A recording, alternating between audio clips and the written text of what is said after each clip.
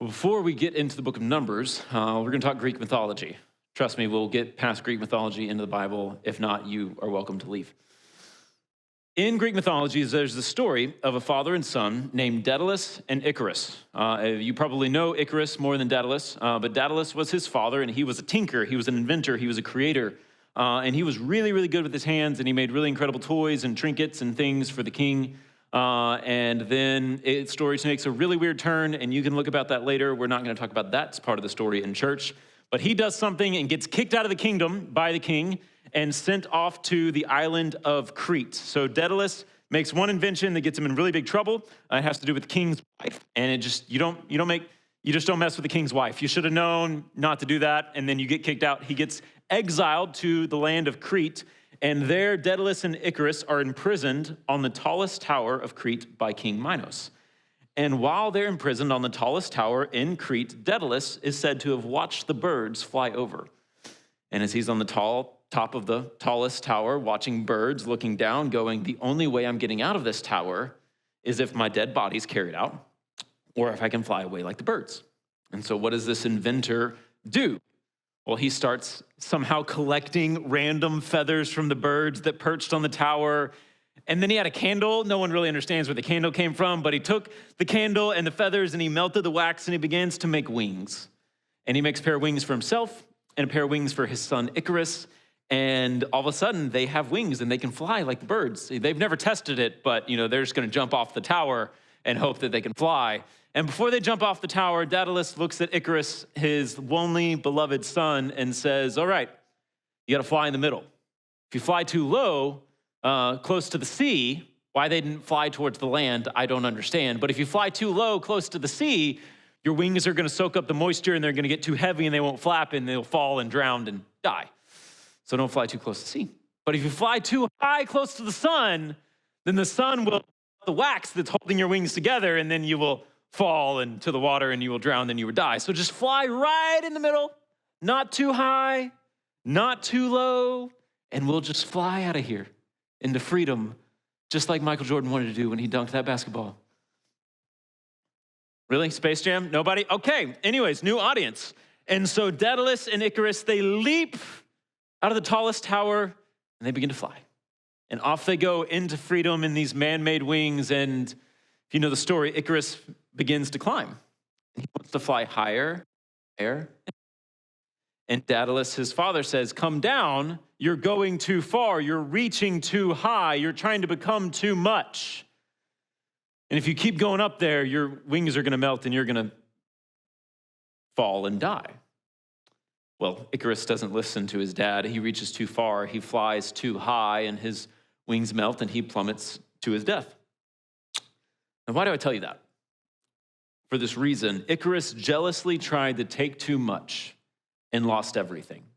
Right? He tried to fly too high. He tried to go above the boundaries that were set for him. And in reaching too high, he loses everything. He reached for power. He reaches for this literally higher position. He reached for the presence of the gods in the heavens. Maybe I can reach their station. And in reaching too far, he falls and loses everything he ever had, including his own life. Now, the story is a myth. But the meaning and the reason it resonates and sticks around is there's something deeply true about the story of Icarus for all of humanity. How often do we watch this play out in game shows? I remember being home in the summer in the 90s and early 2000s and watching Wheel of Fortune and The Price is Right, and then Who Wants to Be a Millionaire would come on at some points as well. And the producers of the show know what's inside of humanity. They know that we're just going to reach a little too high every single time and we'll lose it all. And then they do. Every single time. They've got $500,000, $750,000, literally almost in their hands. And they're like, no, I can do one more. And the producers of the show are hoping that they'll go one more and they lose it all. It doesn't matter if it's Wheel of Fortune, Who Wants to Be a Millionaire, American Ninja Warrior, Deal or No Deal. They're all the same. You give a human a little and then you tell them they can have a lot. And they're going to go for a lot. And they lose everything almost every single time. I remember watching Who Wants to Be a Millionaire, and they'd go through all three of their little short cheat codes, and they'd have a couple 100,000, 300,000, 500,000 like in the bank. Like all you have to do is get up out of your seat, walk away from Regis Philbin, and you have hundreds of thousands of dollars. But they can't do it. Like, oh, just one more question. Because if I just get this one more question right, I could be a millionaire. And then a few of them are, and most of them aren't, and that's why they made money. Confidence and pride and greed well up inside of humanity, and they reach too far to take too much, and they end up losing everything. It's not just the story of Icarus. It's not just the story of every no-name person on a daytime TV scam show. To be honest, they are scams. They're fun to watch, but they are scams. It's the story of all of us, right? Jealousy wells up inside of the soul. When we have a little, we reach too far to take a little too much, and we end up losing everything. We've watched it play out in people's relationships, where they reached a little too far with one other person, and they end up losing not only their spouse, but their family. We've watched people do it in finances, where they get some inside information, and they just reach a little too far with information they were never meant to have, thinking they're never going to get caught, and then they end up in federal prison. We've seen headlines of pastors and people reach a little bit too far outside of what God said the boundary was because they thought that they were special. And they weren't content with their little. And they reach a little too far to take a little too much, and they end up losing everything. It's not just the story of Icarus. It's not just the story of Who Wants to Be a Millionaire. It's our story, and it's the story of Numbers here in chapter 16.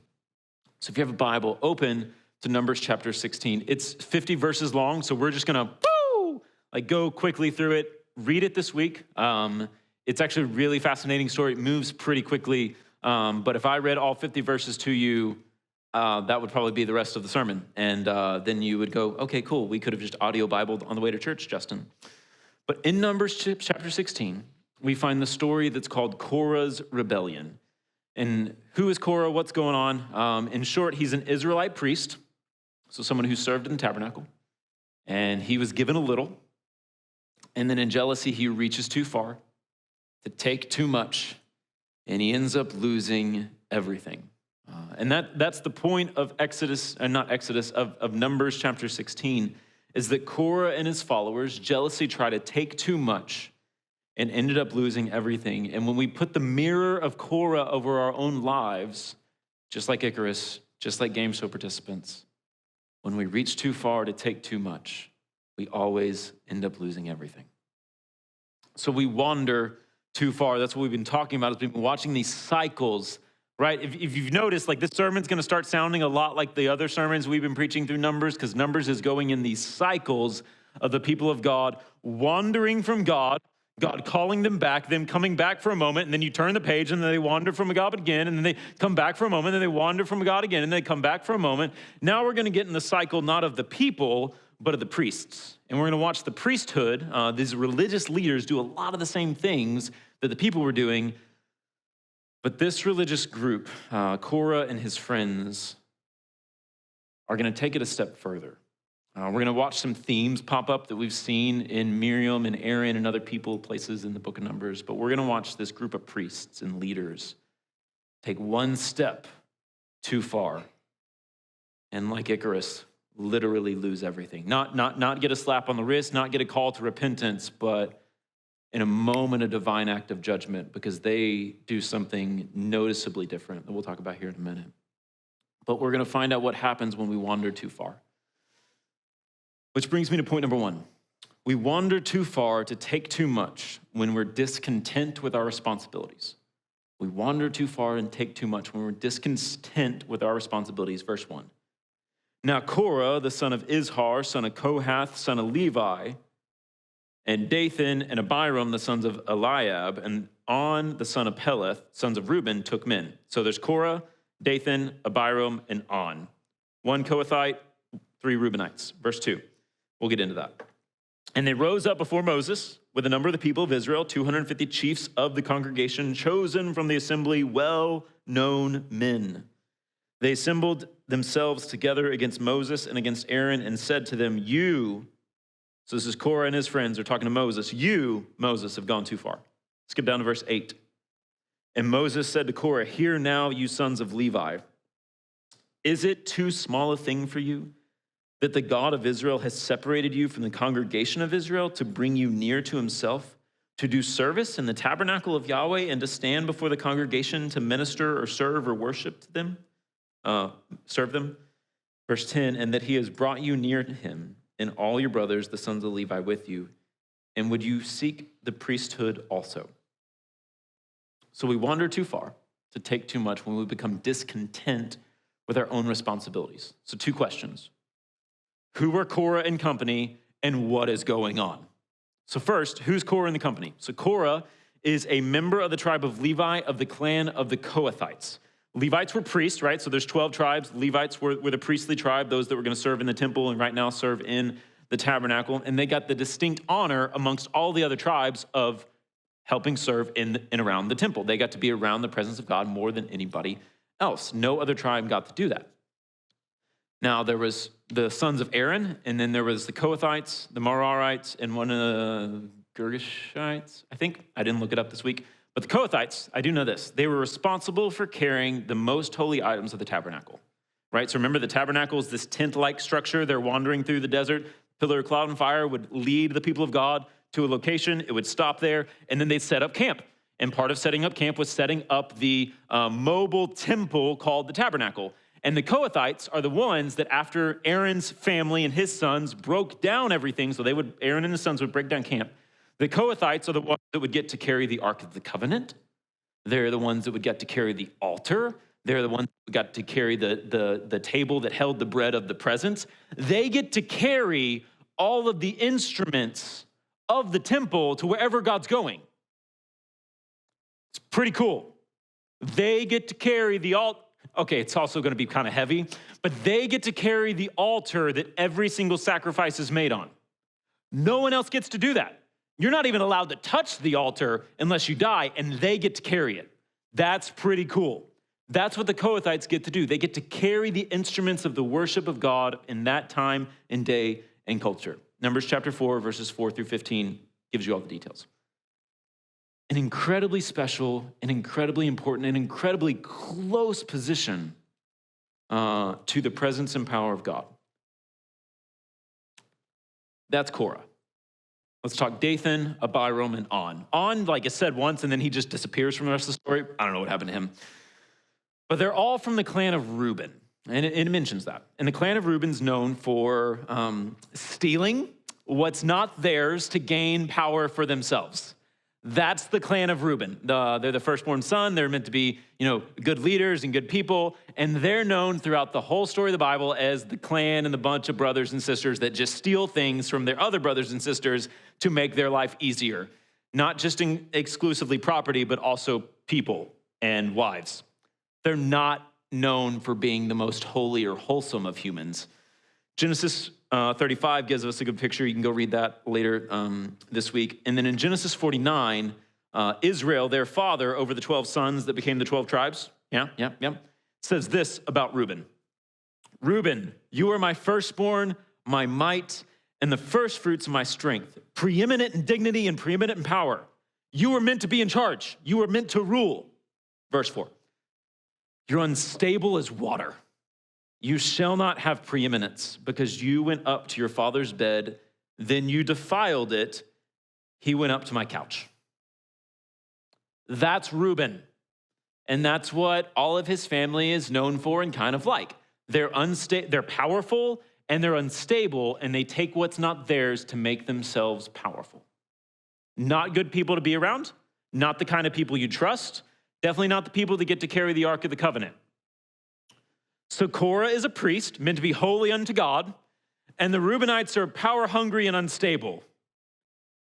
And they get together, and they form a plan with these 250 unnamed leaders from all across the different 12 tribes. They all come to Moses, and that's who's talking right now. Unstable, powerful people who have amassed 250 people who are probably unstable and powerful because they're following the unstable and powerful, and a priest who gets to carry the Ark of the Covenant. Real close to the presence and power of God, but not close enough to be in the presence and experience the power. So you got someone who's close to power, teaming up with people who are power hungry, not going to go well. That's who we're dealing with. Now, what's going on? They're discontent with their job. They're discontent with their station. They're discontent with their reputation. They're discontent with their social situation. And their discontentment has led them to this social, religious, political coup, right? Like, that's what's going on in Israel. It's not just a society. It's not just a religious organization. It's not just politics with the king and leaders and people. No. It's all of them wrapped up in one. And this group of Korah and company is trying to lead this social, political, religious coup to take over Israel and kick Moses and Aaron out. The power hungry and the near to power are getting a taste of what they want. They're discontent with their God-given responsibilities, or honestly, a lack thereof. Korah doesn't just want to be the person who carries the Ark of the Covenant. Korah doesn't just want to be the person who carries the altar of sacrifices. No. It talks about, do you not want the priesthood also? He doesn't just want to be around the power. He wants the power.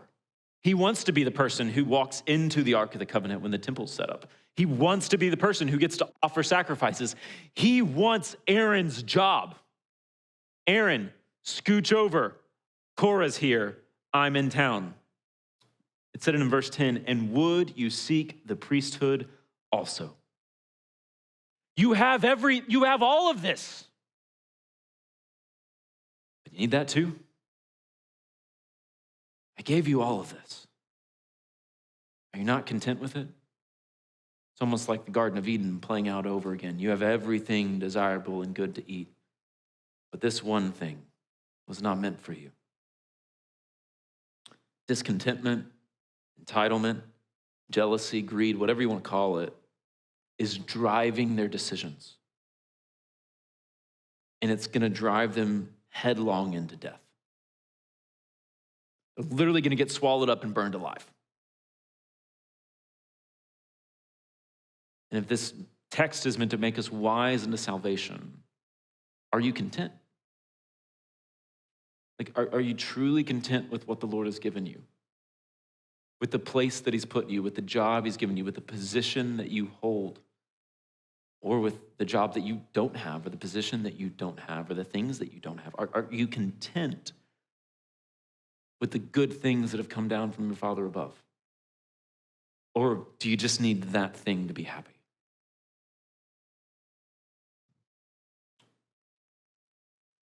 Because discontentment is dangerous. We talk about it all the time in the Garden of Eden, but like, this is post-garden and it's still going on, and it's literally going to take their wives and their families down with them. Discontentment's dangerous. So we wander too far to take too much when we're discontent, and we wander too far and take too much when we rebel against God's delegated authorities. When we rebel against God's delegated authorities, verse 11. Therefore, it is against Yahweh that you and all your company have gathered together. What is Aaron that you grumble against him? So Moses has said, hey, do you really also need the priesthood? Come on, guys. And then Moses removes the veil and the facade of like they're mad at Moses, and Aaron goes, no. Your issue's with God. Who's Aaron? He's just human, like all the rest of you. If you're mad at Aaron and how he's leading the people and that he got put in charge, your issue isn't with Aaron. Your issue is with the one who put Aaron in place, and his name is Yahweh Elohim. And you've got a problem with the God of the universe, who holds your very life and breath in his hand.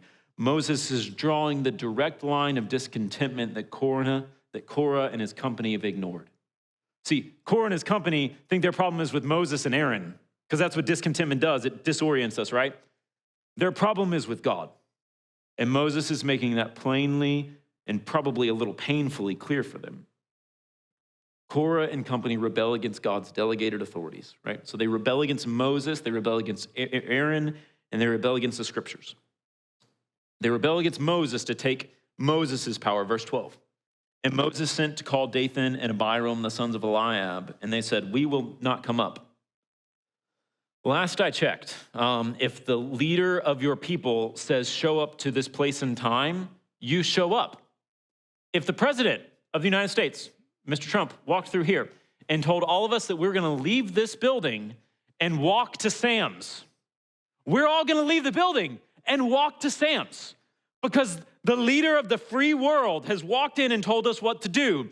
Moses told Dathan and Abiram, hey, come show up to this meeting. And they went, nah, we don't think so. We're going to do what we want.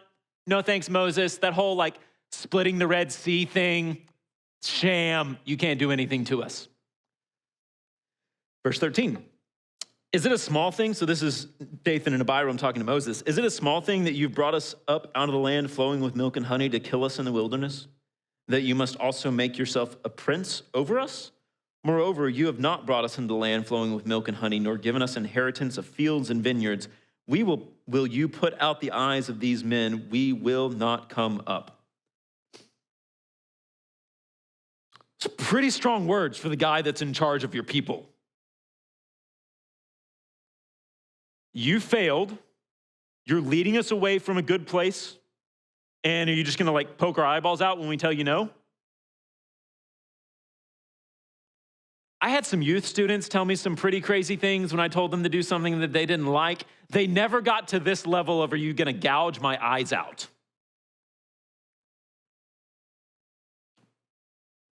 But they're opposing Moses, who's God's ruler in the day. And I think what's scary is I think they believe every word that's coming out of their mouth. I went through this a few times, and Daniel and I talked about it.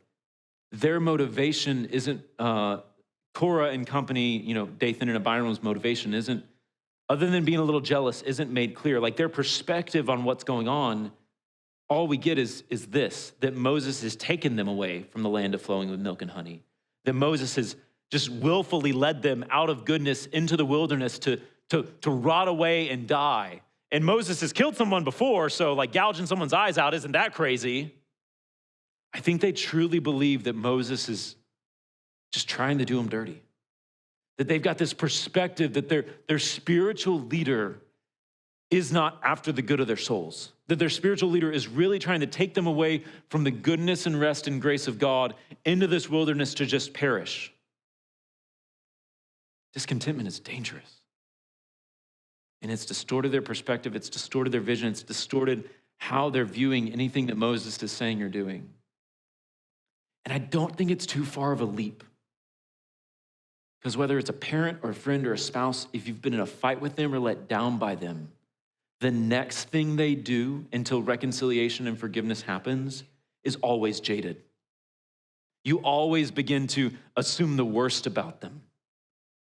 They do something you don't like that might actually be good for you in the long run, and oh, how dare, they're just out to get me. They're just trying to ruin everything for us. See, they're doing it again. I think what's terrifying is that Korah and his friends think they're right. And if they think they're right, then they're trying to move Moses and Aaron out to get the people back into the land of promise. They think they can do a better job. So they rebel against Moses, and then they rebel against Aaron, right? Verse 10 says, and you would seek the priesthood also. So God's prophet, priest, king, leader, Moses, move aside.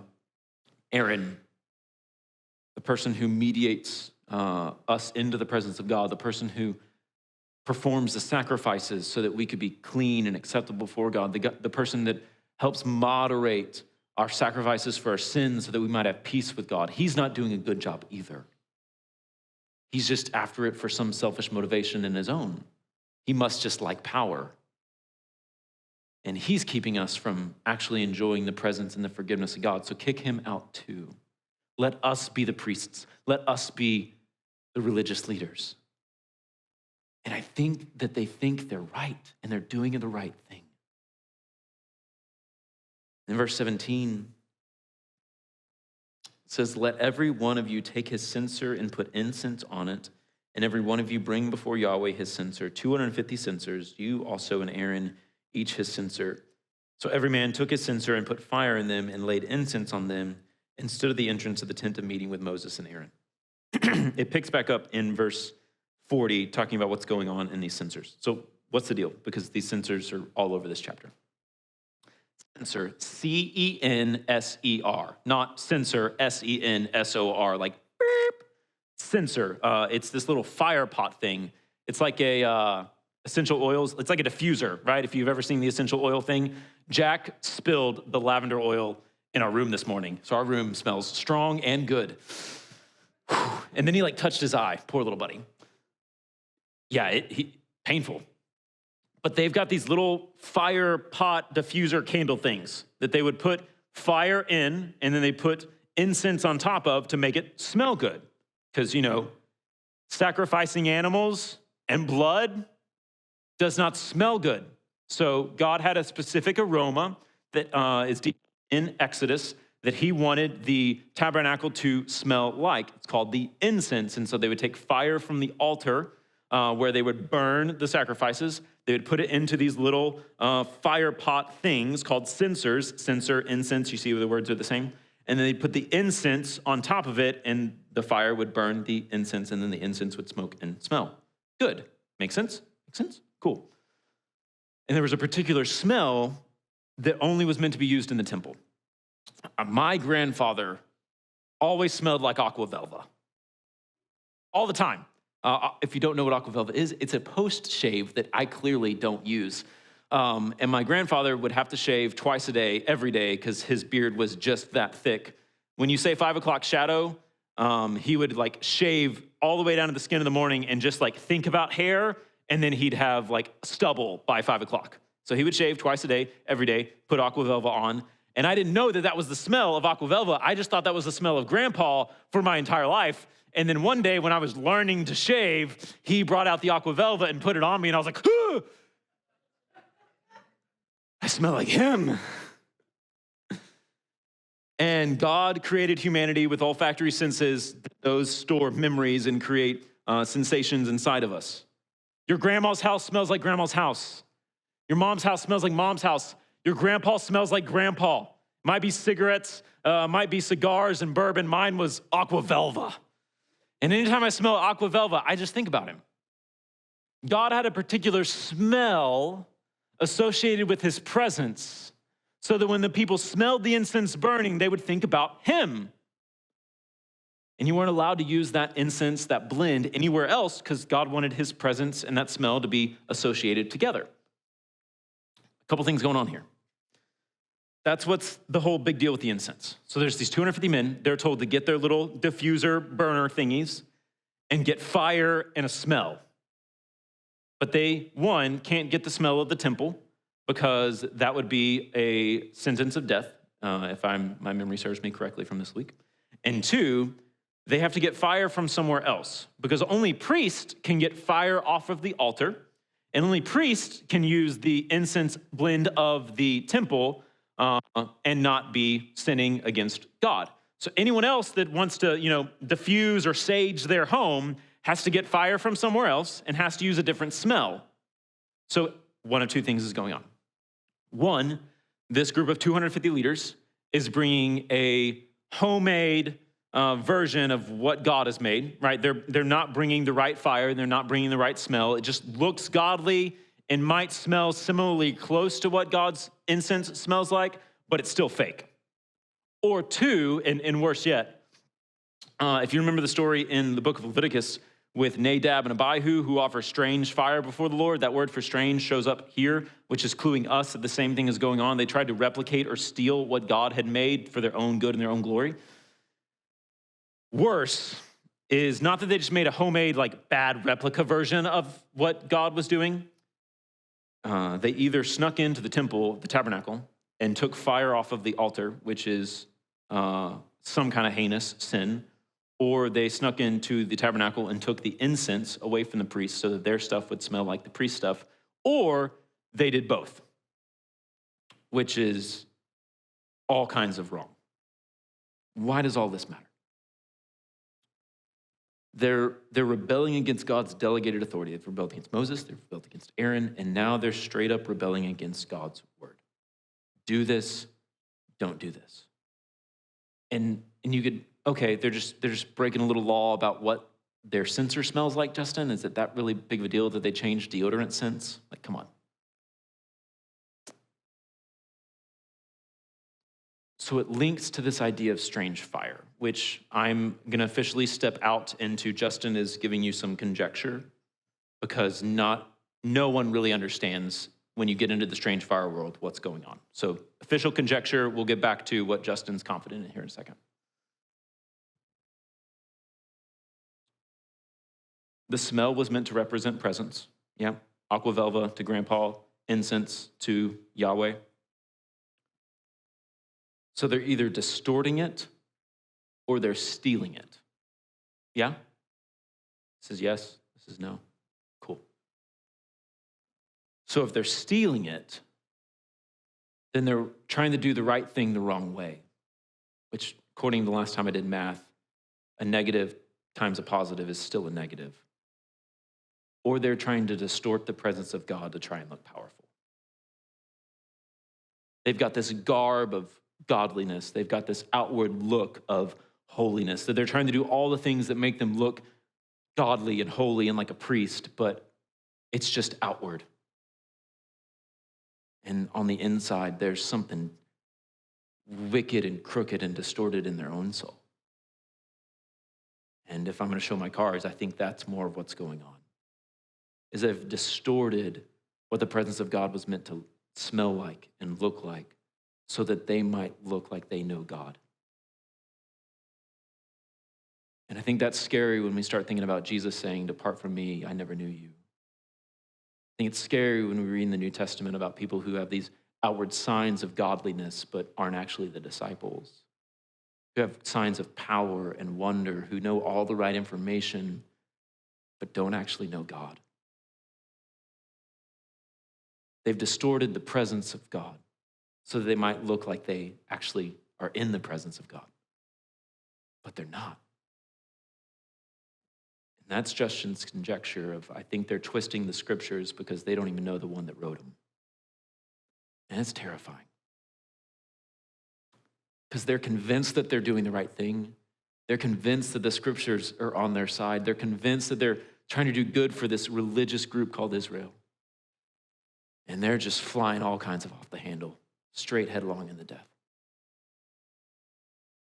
Discontentment, delegated authority, and lastly, we wander too far to take too much when we're driven by jealousy. And this one's quick. We've hit on most of it. We wander too far to take too much when we're driven by jealousy and selfish ambition. We've seen it in Miriam. We've seen it in Reuben as a people, and they want what they don't have. And I just want to bring it up here for a minute. I said it a couple weeks ago from the Proverbs, like envy rots the bones. And it's so dangerous because it's really hard to pick up on jealousy in our own souls. But it'll drive us places that we didn't want to go. It'll make us do things we didn't think we would do. And left unchecked, this jealousy will rot the soul to death. So what's the why behind your what? Because even right now, we're not totally sure what's going on in the hearts and minds of this group of people. And if we can't figure out what's going on in their heart and the mind, I believe it's Ecclesiastes says that the heart and the soul of a man is like deep waters, and only one with wisdom can pull it out.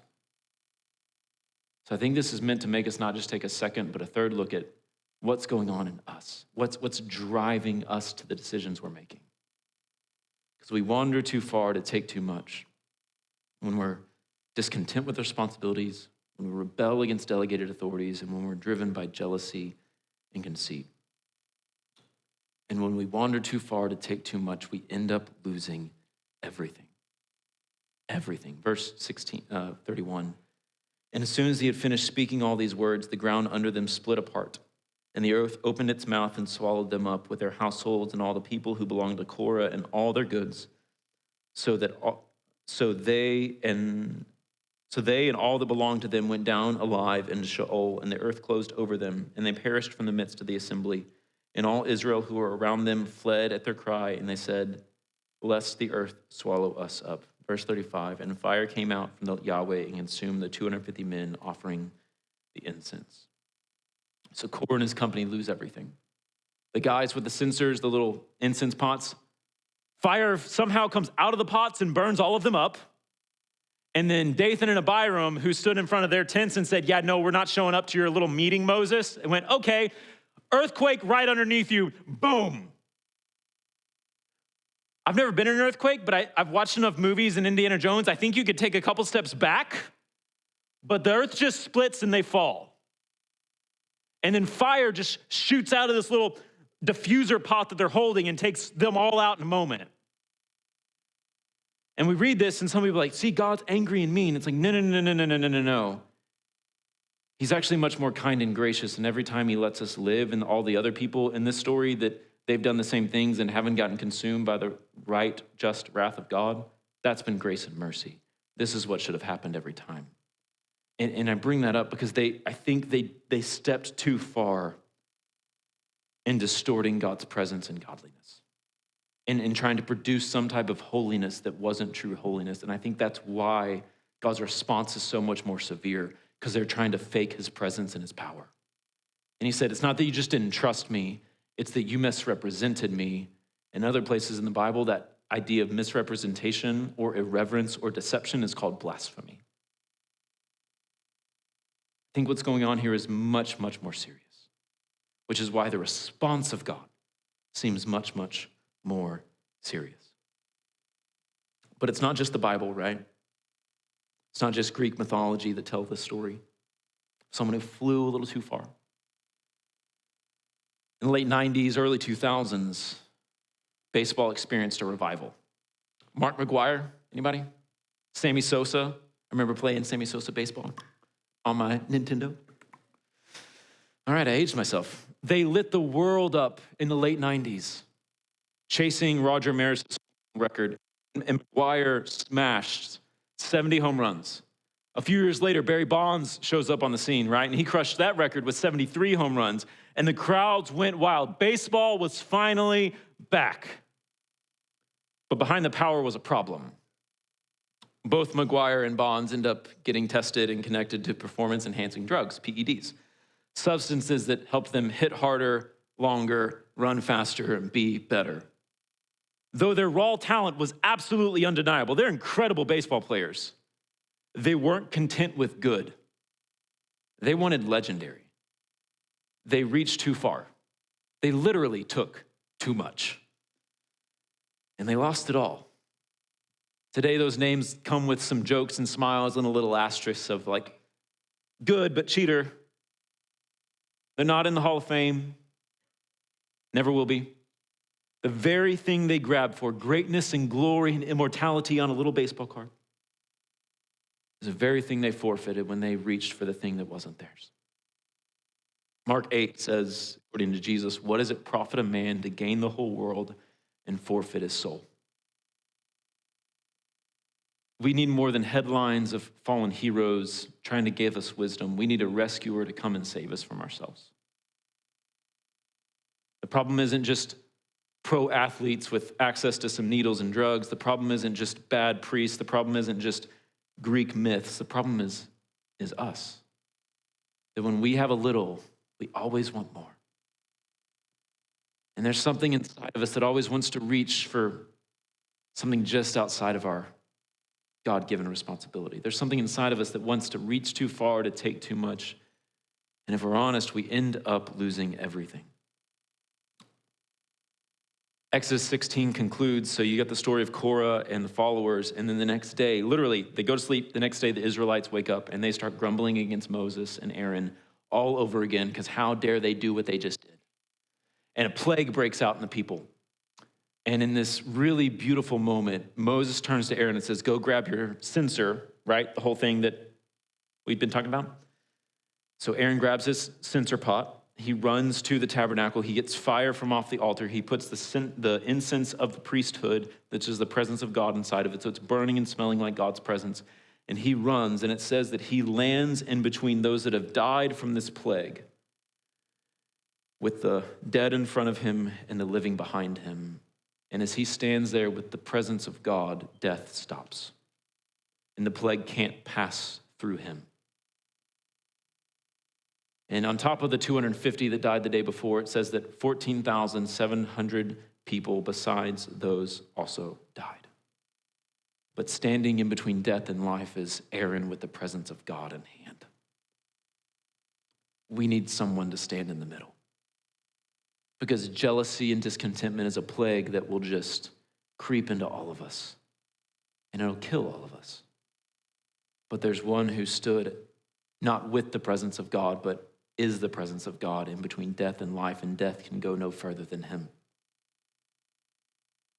And so that's the invitation this morning.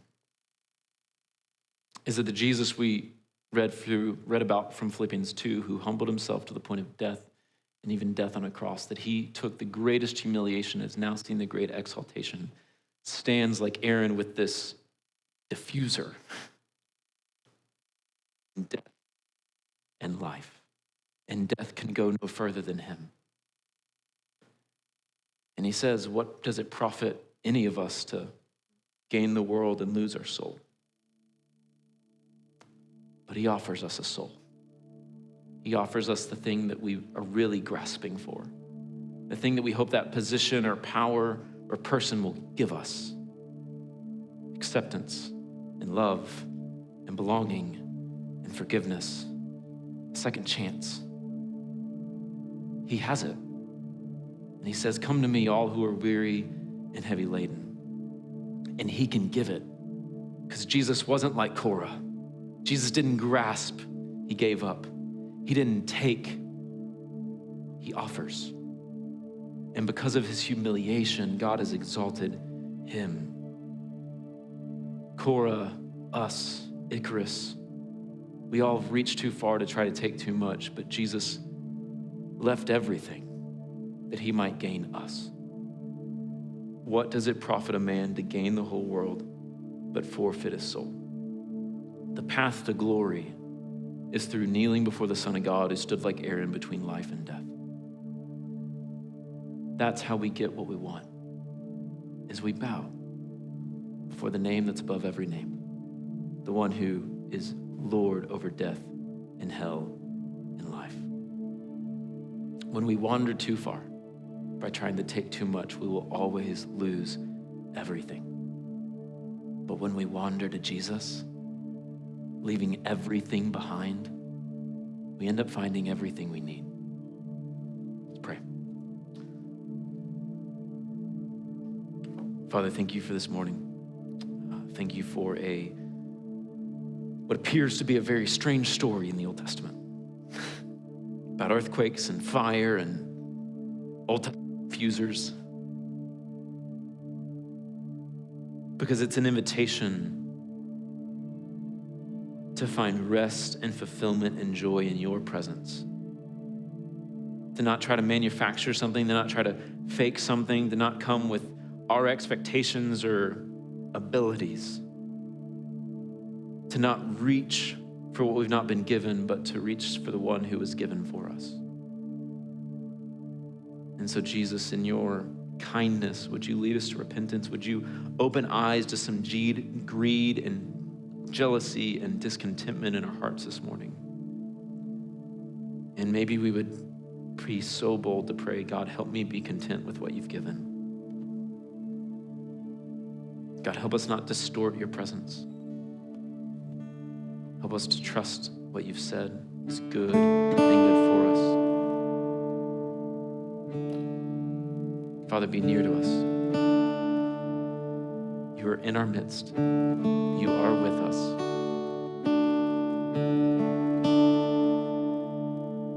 Would we find rest in your presence? Pray in Jesus' name.